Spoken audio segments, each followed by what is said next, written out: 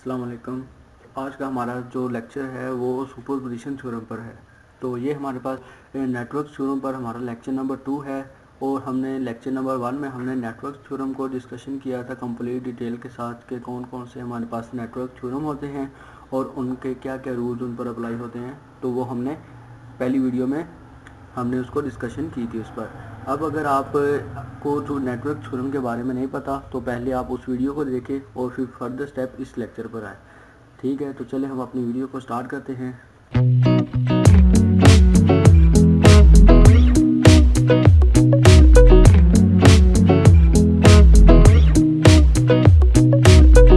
Superposition theorem. तो आज के लेक्चर में हम सुपरपोजिशन थ्योरम को डिस्कशन करेंगे और उसके बाद हम करेंगे कि strategy use in the superposition theorem.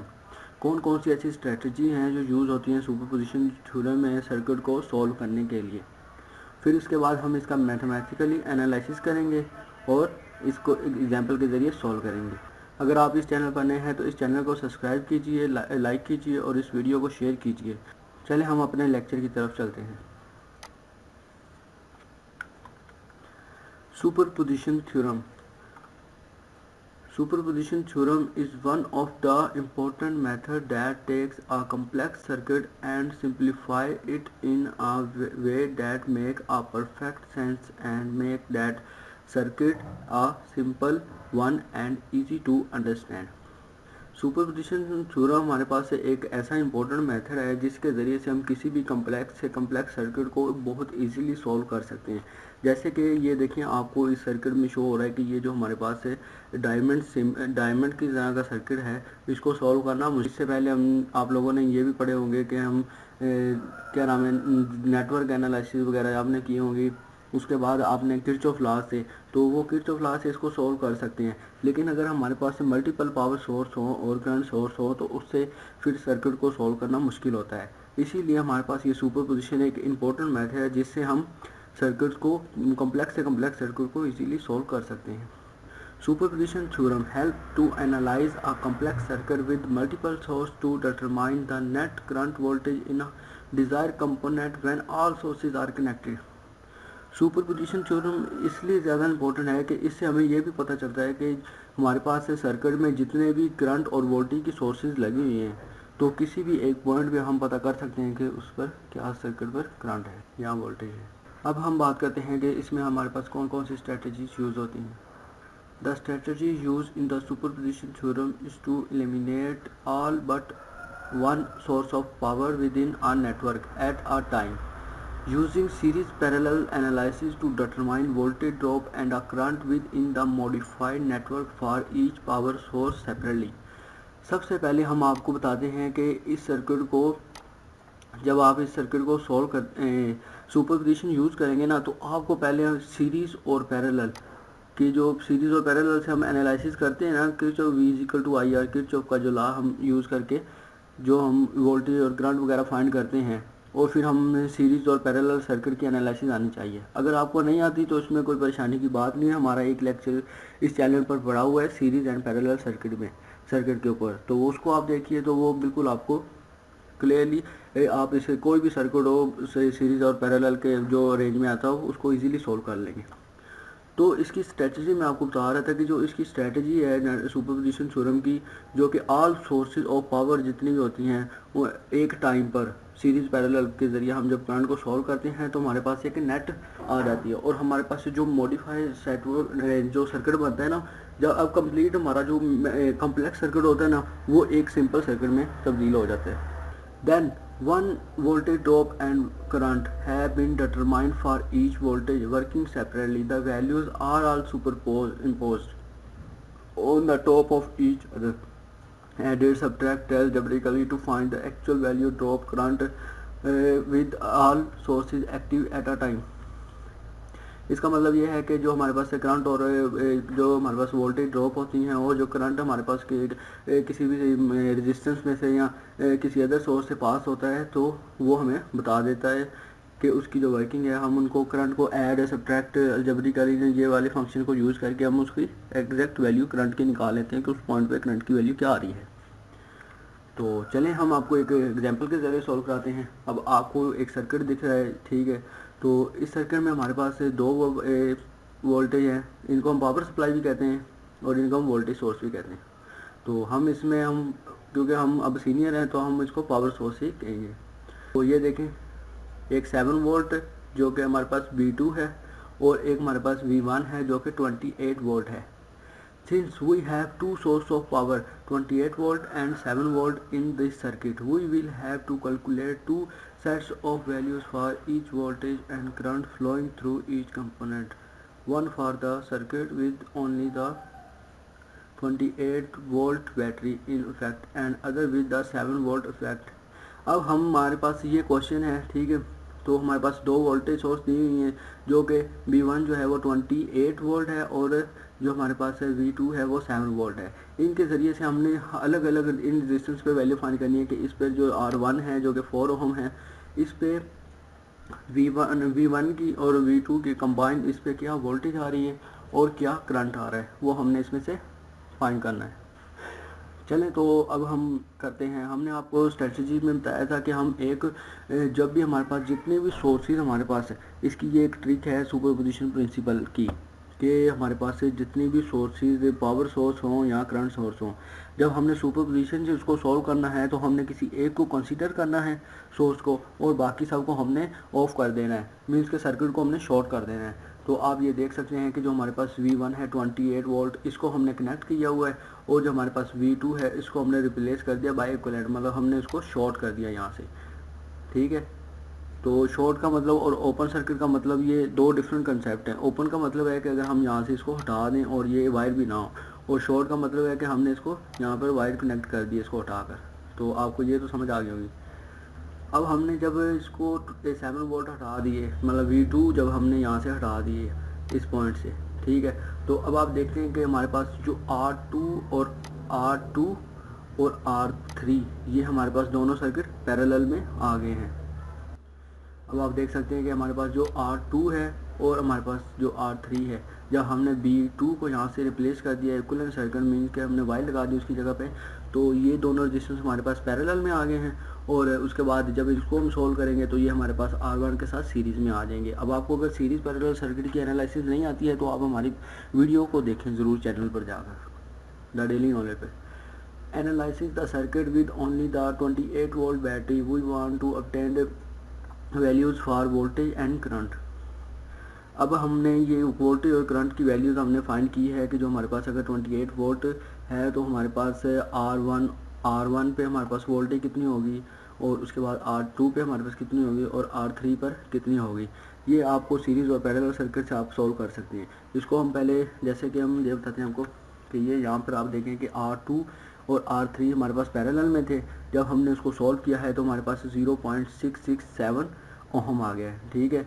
तो और उसके बाद हमारे पास ये देखें, जब ये हमारे पास ये दोनों सर्किट सॉल्व होते हैं ना तो R1 के साथ ये पैरेलल में आ जाते हैं। जब R1 के साथ हमारे पास पैरेलल में आएंगे तो हम इसको ऐड कर देंगे, तो हमारे पास ये हो जाएगा कि ये जो हमारे पास पैरेलल इनका रिजल्ट आया था वो इसमें R1 में हम इसको कर देंगे तो हमारे पास जो R टोटल होगा, टोटल रेजिस्टेंस इक्विवेलेंट, वो कितना होगा 4.667 ओहम। अब हम इस पे टोटल करंट निकाल लेते हैं क्योंकि हमें पता है कि जो टोटल वोल्टेज जो पावर सप्लाई हमें दे रही है वो 28 वोल्ट है। तो हम इसमें से हम ओहम्स लॉ यूज़ करेंगे, V = IR। तो I total = V total divided by R total. और V टोटल कितना है हमारे पास 28 वोल्ट है और R टोटल हमारे पास कितना है 4.667 ओहम। जब हम इसको सॉल्व करते हैं तो हमारे पास आता है 5.99 एम्पियर। ये हमारे पास टोटल करंट उस सर्किट में से जो पास हो रहा है, और इसको हम अगर राउंड ऑफ करें तो हमारे पास ये 6 एम्पियर ही बनता है अप्रोक्सीमेटली। अब V1 = IR, ये हमारे पास ओहम लॉ है V1 के लिए, ठीक है। क्योंकि हमारे पास ये तो सिंपल है, आप देख सकते हैं कि ये करंट इसमें से डायरेक्टली पास हो रहा है, तो इसके लिए हमारे पास होगा, ठीक है। तो I1 हमारे पास क्या है, जो हमारे पास R1 है वो हमारे पास ये है, और जो करंट है वो टोटल देखें आप कि जो हमारे पास करंट है ना वो अभी यहाँ से तो कंप्लीट पूरा ही पास करेगा क्योंकि ये तो इसके आगे में कुछ नहीं, सिर्फ इसमें से 6 एम्पियर का 6 एम्पियर करंट पास हो जाएगा। तो हमारे पास से फिर 4 ओहम × 6 एम्पियर, तो इक्वल टू 24 वोल्ट। अब जो हमारे पास V1 है उस पर हमारे पास कितनी वोल्टेज आई है, V1 हमारे पास उस पर R1 पे हमारे पास जो ड्रॉप हो रही है वोल्टेज वो 24 वोल्ट है, ये इस तरह 24 वोल्ट है। अब आगे चलते हैं हम कि जैसे कि हम using current divider rule we can calculate the branch current I2 and I3 as follow. अब हमने I2 और I3 पे करंट फाइंड करना है, तो सेम वही रूल है हमने कि जैसे कि हमने इसको किया है। अब हमारे पास I2 पे जब हम करंट फाइंड करेंगे ना, तो उसके लिए हमारे पास एक ट्रिक होती है कि जैसे कि अब हमारे पास ये दोनों तो पैरेलल में ना, अगर हमने इस पे R2 पे करंट फाइंड करना है R2 पे, तो वो किस तरह हमारे पास होगा, I2 होगा वो करंट, और I2 किस तरह होगा कि हम ये हमारी ट्रिक होती है कि R3 divided by sum of the resistance जो पैरेलल में लगे हों, ठीक है, इनटू टोटल करंट। तो हमारे पास ये आ जाएगी 2 एम्पेयर। और I3 इसका मतलब ये है कि I3 पर भी वही ट्रिक होगी, लेकिन ऊपर हमने रेजिस्टेंस वो रखना है जो इसके ऑपोजिट हो। मीन्स कि अगर हम I2 पे करंट फाइंड कर रहे हैं ना, तो मतलब हमने R2 पे करंट फाइंड करना है जो I2 है, तो उसके लिए हमने R3 को ऊपर रखना है जो उसके साथ लगा हो, ठीक है, ऑपोजिट। तो इस तरह हमारे पास ये ट्रिक काम करेगी। तो हमारे पास ये देखें टोटल करंट कितना आ जाएगा, 6 एम्पेयर आ जाएगा। 2 एम्पेयर हमारे पास I2 है और 3 एम्पेयर हमारे पास I3 है। तो आप देख भी सकते हैं कि यहाँ पर इस पॉइंट पर आकर ये करंट डिवाइड हो जाएगा, 2 एम्पेयर इस तरफ चले जाएगा और 4 एम्पेयर इस तरफ चले जाएगा। तो टोटल करंट यहाँ से कितना आ रहा था, 6 एम्पेयर। जब यहाँ से वापस आके इस पॉइंट पे आएगा तो ये 6 एम्पेयर करंट होगा। तो ये देखें हमारे पास R2, इसी तरह हमने R3 के ऊपर भी ये देखें उसकी वैल्यूज़ फाइंड कर ली है। तो ये हमारे पास इस तरह वैल्यूज़ आ गई हैं, ठीक है। अब हम बात करते हैं कि सुपरपोजिशन थ्योरम। अब हम क्या करते हैं कि no V2 and V3 can be calculated by using Ohm law. अब हमने I2 भी फाइंड कर लिया है, R2 का हमें पता है, ठीक है। अब हम फाइंड करते हैं कि V2 और V3 पर वोल्टेज कितनी ड्रॉप हुई है, तो वो हम फाइंड कर सकते हैं ना, क्योंकि हमें ओहम्स लॉ का पता है ना, V is equal to IR। तो V2 के लिए क्या बनेगा Ohm law, V2 is equal to I2 into R2, और इसी तरह V3 के लिए बनेगा I3 R3। तो आप देख सकते हैं कि 2 एम्पियर जो करंट था वो R2 में से पास हो रहा था, और R2 रेजिस्टेंस कितना है, 2 ओम, तो इसलिए इसके पे ऊपर 4 वोल्ट है। और V3 कितना है, तो I3 इंटू R3, और इसमें हमारे पास करंट कितना है, 4 एम्पियर और 1 ओम। तो इसमें हमारे पास है जो टोटल वोल्ट आएगी वो 4 वोल्ट आएगी V3। अब V2 V3 भी हमने फाइंड कर ली है, ये देखें V2 V3 भी हमने फाइंड कर ली है, जो कि हमारे पास है इस पे जो वो आई है 4 और इस पे भी 4 आई है। तो अगर हम इनका सम करेंगे तो 24 plus 4 is equal to 28 volt, ठीक है। ये हमारे पास टोटल वोल्टेज आ गई। अगर हम चाहे सर्किट में हमें पता था कि सर्किट का करंट जो है वो 6 एम्पियर है, तो हम सर्किट का करंट भी फाइंड कर सकते हैं, 6 प्लस 2 और प्लस 4। तो ये हमारे पास टोटल करंट जो आएगा वो 6 एम्पियर आएगा। देखें R2 और R1 में से तो 6 ही पास करेगा, लेकिन R2 और R3 में से जब हम ये R1 पे हमारे पास 6 एम्पियर करंट है, और R2 और R3 इन दोनों के ऊपर जब करंट डिवाइड हुआ फिर एंड पे आके इस पॉइंट पे आया तो करंट कितना है, 6 एम्पियर है। और ये हमारे पास टोटल इक्विवेलेंट रेजिस्टेंस हमने कंप्लीट की हुई फाइंड, वो आपको पता है। तो V2 इक्वल टू V3 ये तो हमने देख लिया सर्किट से, क्योंकि जब पैरेलल सर्किट होता है ना तो उस पर इक्वल वोल्टेज डिवाइड होती है, तो 4 वोल्ट और 4 वोल्ट इक्वल डिवाइड होगी, ठीक है। तो ये हमारे पास फाइनली आ गई जो V टोटल हमारे पास आएगी ना, V टोटल जो सब पे वोल्टेज आएगी वो आएगी हमारे पास से, ये देखें V1 plus into V2 V3 तो हमारे पास सेम है ना, जैसे 4 ही वोल्ट है, तो 24 प्लस 4 इक्वल टू 28, जो कि हमारे पास 28 वोल्ट। अब हमने देखें कैसे हमने एक मतलब सुपरपोजिशन प्रिंसिपल से हमने इस पे हमने अलग R1 R2 और R3 पे हमने 28 की मदद से हमने देख लिया कि इन पर क्या करंट डिवाइड हो रहा है और क्या करंट डिवाइड हो रहा है और किस में पास हो रहा है और वोल्टेज कितनी ड्रॉप हो रही है इनमें, तो वो हमने इसमें फाइंड कर लिए V1 की मदद। अब हम इसी तरह सेम हम V2 को लेते हैं, V2 को हमने यहाँ पर कनेक्ट कर दिया जो कि 7 वोल्ट है, और हमने V1 को रिप्लेस कर दिया है शॉर्ट सर्किट से। When we retrying the circuit for a series parallel analysis with source, all other voltage source are replaced by wire short. Short का मतलब आपको मैंने समझा दिया था पीछे, ठीक है। उसके बाद and all current sources with open circuit breaks, open circuit मतलब जो करंट सोर्सेज लगी होंगी। अब इस सर्किट में करंट सोर्सेज नहीं है, लेकिन हम नए लेक्चर जो हम नए हमारा लेक्चर बनाएंगे ना, तो उसमें हम करंट सोर्सेज भी यूज़ करेंगे। इस सुपरपोजिशन से हम एग्जाम्पल को सॉल्व करेंगे। अगर हमारे पास करंट सोर्स आती है तो उसको हम ब्रेक करेंगे, और अगर हमारे पास वोल्टेज सोर्स होती है तो उसको हम शॉर्ट करेंगे, शॉर्ट। ठीक है, since we only have voltage source battery in our example, ये वही बात कर रहा है। We will replace every inactive source during analysis with a wire. तो we will replace an active source during analysis with a wire. Wire को हमने वहाँ पे अटैच कर दिया, सिंपल कुछ बात है। तो आगे हम इसको सॉल्व करेंगे उसी तरह कि ये हमारे पास है, जब हमने इस तरफ लगाई है तो हमारे पास R1 और R2 पैरेलल में आ गया, और जब इनको सॉल्व करेंगे तो हमारे पास R3 जो होगा वो सीरीज़ में होगा इनके साथ। तो ये देखें, R2 और R1 को जब हमने पैरेलल सॉल्व किया है, R2 कितना है 2 ओहम और R1 कितना है 4 ओहम। तो इसको हमने जब सॉल्व किया है तो 1.33 ओहम आ गया।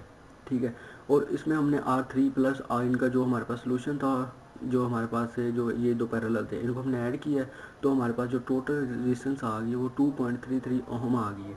अब हमने हमारे पास टोटल करंट टोटल रेजिस्टेंस भी आ गई है, और टोटल हमारे पास वोल्टेज भी है, तो उससे हम टोटल करंट निकाल सकते हैं ना। तो I total is equal to V total divided by R total by using Ohm law is equal to 7 volt divided by 2.33। ये हमारे पास टोटल रेजिस्टेंस है और ये टोटल वोल्टेज, तो हमारे पास 3 एम्पेयर करंट टोटल आया है। तो अब हम बात कर सकते हैं कि जो हमारे पास V3 है वो इक्वल टू I3, और इनके हमारे पास जो अब हमारे पास जो टोटल करंट है ना वो V3 से फाइन पास करेगा। वो कैसे, आप देख सकते हैं। ये देखिए, यहाँ पे हमारे पास कोई करंट की सोर्स डिवाइड नहीं हो रही, तो जो टोटल करंट वो यहाँ से डिवाइड पास कर जाएगा टोटल करंट। तो वो टोटल करंट इसमें से पास करेगा, तो 3 इंटू 1 हम इस पर हमारे पास वोल्टेज ड्रॉप हो जाएगी, कितनी है 3। Using current divider rule we can calculate the branch currents I1 and I2। ये तो वही ट्रिक है जो मैंने पहले भी आपको बताई है। ठीक है, कि अगर कोई भी दो हमारे पास रेजिस्टेंस अगर पैरेलल में आ जाए तो उस पर हम किस तरह करंट फाइंड कर सकते हैं। I2 is equal to R2 divided by R1 plus R2 into I2, और इस तरह हमारे पास जो I1 के ऊपर जो करंट आता है वो आता है 1 एम्पेयर, और जो हम इस ट्रिक को यूज़ करके हमारे पास I2 पर करंट आता है वो 2 एम्पेयर है। तो आप देख सकते हैं कि I1 प्लस I2 करेंगे तो हमारे पास 3 एम्पेयर टोटल करंट आ जाएगा, जो कि हमारे पास R1 से भी पास कर रहा है और जो सर्किट का टोटल करंट है। तो अब हमने वोल्टेज फाइंड करनी है V1 और V2, क्योंकि V3 तो हमें पता चल गई है ना।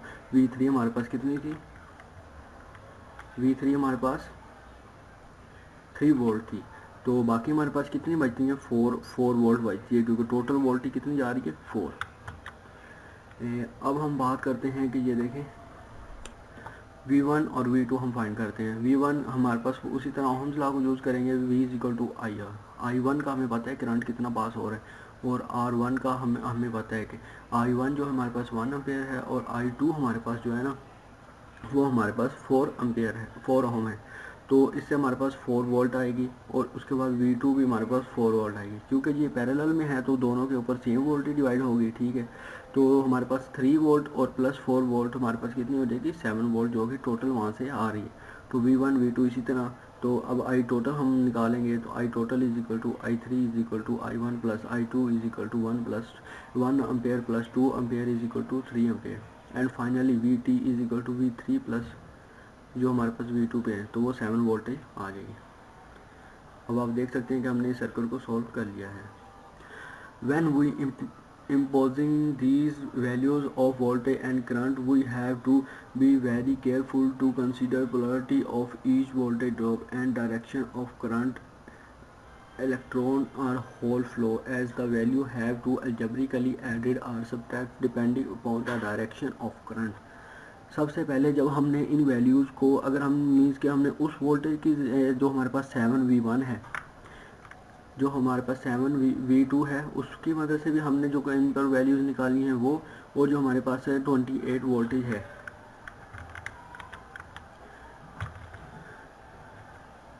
अब हमारे पास जो V1 है इसकी मदद से हमने जो वैल्यूज़ निकाली हैं R1, R2 और R3 पर, और जो हमारे पास है V2 है, इनकी मदद से जो हमने वैल्यूज़ निकाली हैं इन पर R1, R2 और 3 को। अब जब हमने उनको ऐड करना है ना, तो सबसे पहले हमने उनकी डायरेक्शन को अपनी जहन में रखना है कि जो उनकी जो करंट की डायरेक्शन है वो किस तरह है, क्योंकि ये वैल्यूज़ इसी तरह अलजेब्रिकली ऐड होंगी कि डायरेक्शन। अब डायरेक्शन किस तरह फाइंड करनी है वो हम आपको बताते हैं। अब आप देख सकते हैं जब हमने 28 वोल्ट बैटरी लगाई तो जो हमारे पास ER1 मीन्स कि जो वोल्टेज R1 पे थी वो कितनी थी, 24 वोल्ट थी, और उसकी डायरेक्शन क्या थी, पॉजिटिव टू नेगेटिव। ठीक है। और जब हमने इसी तरह हमने R2 पर लगाई तो R2 पर हमारे पास पॉजिटिव टू नेगेटिव ऊपर से नीचे की तरफ। ठीक है। और इसी तरह हमारे पास पॉजिटिव टू नेगेटिव जो हमारे पास R3 पर वोल्टेज वो जो ड्रॉप हुई है, और करंट की डायरेक्शन क्या थी, पॉजिटिव टू नेगेटिव। ये जो हमारे पास है 28 वोल्ट के लिए, और ये हमारे पास है 7 वोल्ट बैटरी के लिए। 7 वोल्ट बैटरी के लिए हम जब सर्किट को सॉल्व करेंगे तो हमारे पास देखें कि ये ऑपोजिट हो गई है। अब हम जब इन दोनों को ऐड करेंगे, जैसे कि हम देखें कि ये अगर पोलैरिटी यहाँ से करंट हमेशा पॉजिटिव टू नेगेटिव फ्लो करेगा, तो आप किसी भी तरह मतलब करंट तो बेस करता है कि इलेक्ट्रॉनिक करंट है या कन्वेंशनल करंट आप लेते हो, लेकिन मोस्टली जो साइंटिस्ट हैं वो कन्वेंशनल करंट ही लेते हैं जो पॉजिटिव टू नेगेटिव फ्लो करे। अब आप देखते हैं कि यहाँ से अगर हम पॉजिटिव टू नेगेटिव करंट करें तो यहाँ पर हमारे पास नेगेटिव टू पॉजिटिव मीन्स कि यहाँ पे देखें कि डायरेक्शन करंट की ऑपोजिट है। यहाँ से लेफ़्ट टू राइट मूव कर रहा है और यहाँ से राइट टू लेफ़्ट मूव कर रहा है, तो ऑपोजिट डायरेक्शन की वजह से हमारे पास माइनस का साइन आ जाएगा। तो जो हमारे पास टोटल वोल्टेज जो हमारे पास ड्रॉप हो रही है ER1 पे, मीन्स कि R1 पर जो टोटल वोल्टेज ड्रॉप हो रही है वो कितनी है, वो है 20 volt. 24 volt minus 4 volt is equal to 20 volt. इसी तरह जब हम इसकी बात करते हैं तो इस पे आप देखें कि ये डायरेक्शन बिल्कुल सेम है, अप टू डाउन, और यहाँ पर भी अप टू डाउन है, तो ये सेम डायरेक्शन है, तो ये दोनों ऐड हो जाएंगी और टोटल वोल्टेज जो R2 पे ऐड होगी ड्रॉप होगी वो कितनी है, वो 4 volt plus 4 volt is equal to 8 volt. अब हम बात करते हैं कि जो हमारे पास R3 पर कितनी वोल्टेज ड्रॉप होगी। सिमिलरली उसी तरह है हमारे पास। अब देख लें कि ये इसकी डायरेक्शन भी ऑपोजिट है, इसकी लेफ़्ट टू राइट है और यहाँ से करंट की डायरेक्शन राइट टू लेफ़्ट है, तो डायरेक्शन ऑपोजिट होने की वजह से हमारे पास माइनस का साइन आ जाएगा। 4 volt minus 3 volt equal to 1 volt. तो R3 पर कितनी वोल्टेज ड्रॉप होगी, 1 वोल्ट। तो आप देख सकते हैं कि सुपरपोजिशन प्रिंसिपल से हम कितने इजीली किसी सर्किट को सॉल्व कर सकते हैं और पता लगा सकते हैं कि अगर हमारे पास multiple sources of power supply या हमारे पास करंट सप्लाई लगी हो तो उनकी मदद उनको हम सॉल्व कैसे कर सकते हैं, और इजीली एक किसी भी पॉइंट पर हम वैल्यूज़ वोल्टेज और करंट की फाइंड कर सकते हैं। तो ये देखिए हमने वोल्टेज की वैल्यू तो फाइंड कर लिया, अब हम करंट की बात करते हैं कि करंट की वैल्यू किस तरह आएगी। Similarly हमारे पास वही सर्किट है, हम currents add up algebraically as well and can be either superimposed as done with the resistor voltage drop or simply calculated from the final voltage drop and respectively resistance I is equal to E by R। Current जो हमारे पास होगा वो हम find करेंगे Ohm's law I is equal to E by R, और हम देखेंगे कि किस तरह उन पर ड्रॉप हुआ है। Either way the answer will be the same। Here I will show the superposition method applied to current। अब करंट को किस नाम ने करना है कि दोनों बैटरीज के जरिए हमने किस करंट को ऐड करना है वो देखें। अब आप देख सकते हैं कि यहाँ से हमने डायरेक्शन बताई थी, ये वही हमने ली हुई है डायरेक्शन, यहाँ पर हमने नेगेटिव टू पॉजिटिव ली हुई है। अब आप देख सकते हैं कि यहाँ से जो करंट की डायरेक्शन है वो नेगेटिव टू पॉजिटिव है, और यहाँ पर हमारे पास है यहाँ से लेफ्ट है, यहाँ पे राइट की तरफ है, तो ये दोनों करंट की डायरेक्शन ऑपोजिट है, तो हमारे पास 6 एम्पियर माइनस 1 एम्पियर तो कितनी हो जाएगी हमारे पास 5 एम्पियर। ये डायरेक्शन हमारे पास हमें सर्किट से पता चलेगी। और उसके बाद हम बात करते हैं I2 की, जो R2 पर ड्रॉप हो रहा है, उन दोनों की डायरेक्शन सेम अपवर्ड है। ठीक है, तो वो हम देख सकते हैं कि ये देखें कि अगर हम उनकी डायरेक्शन सेम हो तो करंट ऐड हो जाता है, जैसे 2 एम्पियर प्लस 2 एम्पियर 4 एम्पियर ये R2 पे, और डायरेक्शन की अगर करंट की डायरेक्शन ऑपोजिट है तो हमारे पास जो वैल्यूज़ हैं वो सब्ट्रैक्ट हो जाती हैं। इसमें भी देखें कि हमारे पास जो करंट की डायरेक्शन है वो ऑपोजिट है। आई होप कि आपको ये लेक्चर पसंद आया होगा, और इस लेक्चर को आप ज़्यादा से ज़्यादा शेयर कीजिए, और इस लेक्चर पे अगर आपको कोई चीज़ समझ नहीं आई तो हमें नीचे कमेंट कर दीजिए। थैंक यू, और इस चैनल को सब्सक्राइब कीजिए।